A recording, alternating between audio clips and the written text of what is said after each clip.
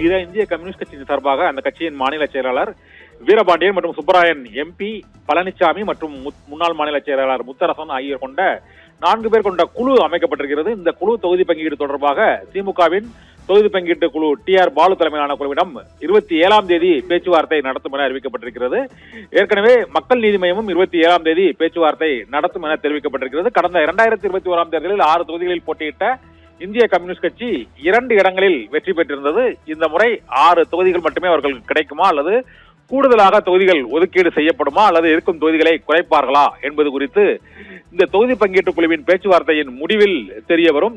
இப்போது அமைக்கப்பட்டுள்ள அந்த 4 பேர் கொண்ட குழுவில் 2 மாநில செயலாளர்கள் மற்றும் ஒரு MP, முன்னாள் சட்டமன்ற உறுப்பினர் பழனிசாமி உள்ளிட்ட 4 பேரும் TR பாலு தலைமையிலான அந்த தொகுதி பங்கீட்டு குழுவுடன் 27ஆம் தேதி பேச்சுவார்த்தை நடத்த இருக்கிறார்கள். ஏற்கனவே திமுக தொகுதி பங்கீட்டு குழுவுடன் மறுமலர்ச்சி திராவிட முன்னேற்ற கழகம் மற்றும் இந்திய யூனியன் முஸ்லிம் லீக், மனிதநேய மக்கள் கட்சி உள்ளிட்ட 3 கட்சிகளின் தொகுதி பங்கீட்டு குழுக்கள் ஏற்கனவே பேச்சுவார்த்தை நடத்தி இருக்கின்றன. இதன் தொடர்ச்சியாக மார்க்சிஸ்ட் கம்யூனிஸ்ட் மற்றும் இந்திய கம்யூனிஸ்ட் கட்சிகளும் பேச்சுவார்த்தையை விரைவில் நடத்தும் என எதிர்பார்க்கப்படுகிறது. அதில் இந்திய கம்யூனிஸ்ட் கட்சியின் சார்பாக தொகுதி பங்கீடு பேச்சுவார்த்தை குழு இன்று அறிவிக்கப்பட்டிருக்கிறது. இன்று அறிவிக்கப்பட்ட அந்த குழு 27ஆம் தேதி பேச்சுவார்த்தை நடத்தும் என தெரிவிக்கப்பட்டிருக்கிறது. ஜிகிதா.